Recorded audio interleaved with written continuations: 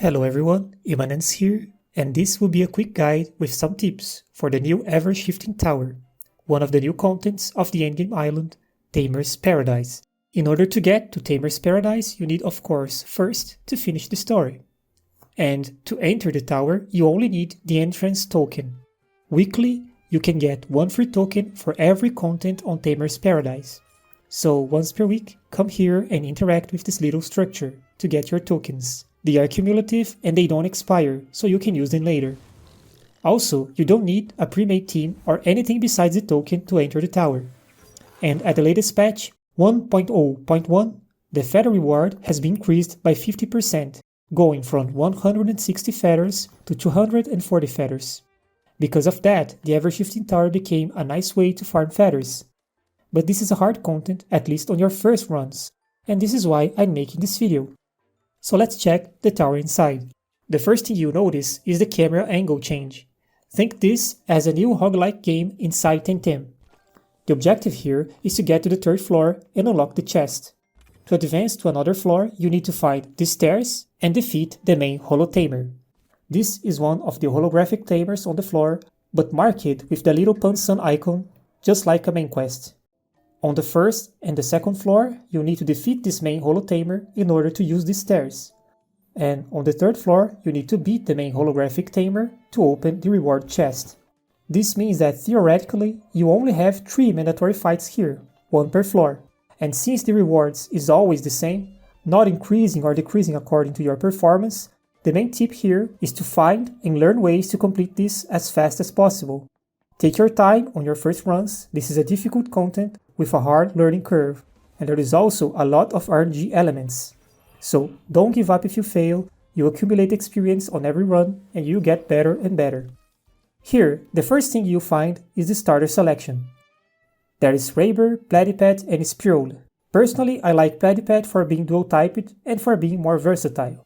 But all those are good. Sometimes the tower will give you only one option, Smosey, which is also great. You also find boxes on the ground containing items like fruits, growth enhancers, cards including 10 card X, mini monoliths, and so on. Almost every first room has one mini monolith to evolve your starter. Inside, you'll see a lot of Holo Tamers, but try to avoid them as best as you can. Some of them will be blocking your way, so turn around and try another way. Some of them may seem to be guarding or blocking some items, but you can carefully take those items without triggering the fight. Another important feature here are the grasses, where you can find and capture your tents to build your team. The tents you find here are randomed, but try if you can to make a multi-typed and versatile team. Remember that if you're using 10 card plus or plus, you'll get better chances of capturing the Temtem if you lower its HP and apply negative statuses like sleep, poison, freeze, etc. The Temtems spawn here by room, meaning that if you find a pig on some grass here, all other grasses on that little square, on that little room, will be pig, so you have to walk to another one if you want another Temtem. Also, after you capture a Temtem, the grass from that room will disappear, so you cannot get 2 of the same Temtem.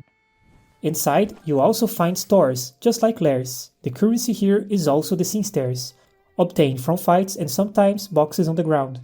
Try to use these only after some fights, when you have some sin stars to spend. One of the most important findings here is the party rest, this heal flask on the ground. When scouting and opening your floor map, try to locate these heal flasks because they are very precious here. Some of them are guarded by unavoidable fights, so manage carefully how and when to use them. As any other endgame content, knowing the battle system, Temtem typings, moves and priorities is very important. But another important thing here is to learn how to move and open your map without fighting. Sometimes the random generated room will put a Holo Tamer blocking the stairs, for instance. But with some luck and playing carefully, you can also clear an entire floor only defeating the main Holo Tamer. The goal here is to avoid fights in order to complete this faster, and the more you try this content, even if you fail, the better you get. After defeating the final main Holo Tamer, you just have to locate the chest if you haven't done it yet, and interact with it. And there it is, 240 feathers to your pocket. And this wraps up this video. I hope it helped you, and if you like my content, please consider subscribing, sharing and commenting below. Let us know what you think about this tower, and also if you find some tip or trick that I don't know yet. Thank you for watching, see you in the next video, have a nice day, and bye bye.